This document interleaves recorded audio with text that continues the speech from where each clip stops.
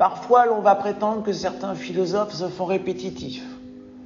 Me concernant, je les trouve plutôt insistants.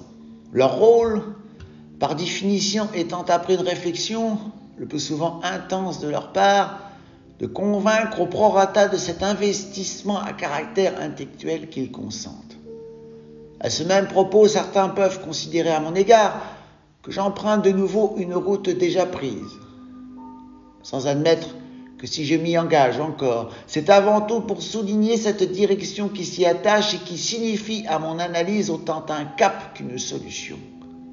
La philosophie ambitionne, à travers ceux qui la pratiquent, de proposer quelques parades éventuelles après compréhension, elle est l'opposé des religions qui instaurent de ces remèdes étranges, développés pour que les paramètres qui vous régissent ne soient pas intégrés pour ce qu'ils sont.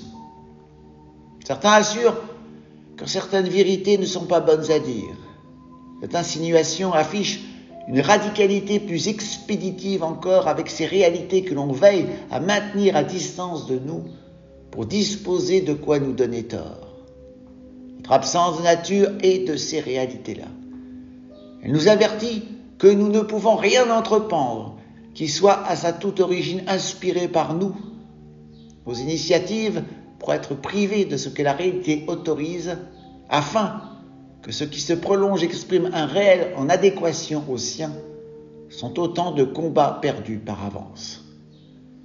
Voilà pourquoi nous n'avons de cesse de relever de ces défis qui nous arrangent, où les victoires qui s'en dégagent sont de ces finalités avantageuses, amenées par avance en ce sens.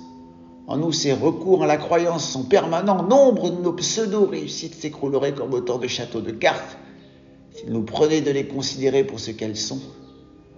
Nos succès ne nous font triompher qu'à nous-mêmes. Cette réalité qui exprime ce monde nous le fait remarquer en usant pour se faire de l'état de notre environnement naturel.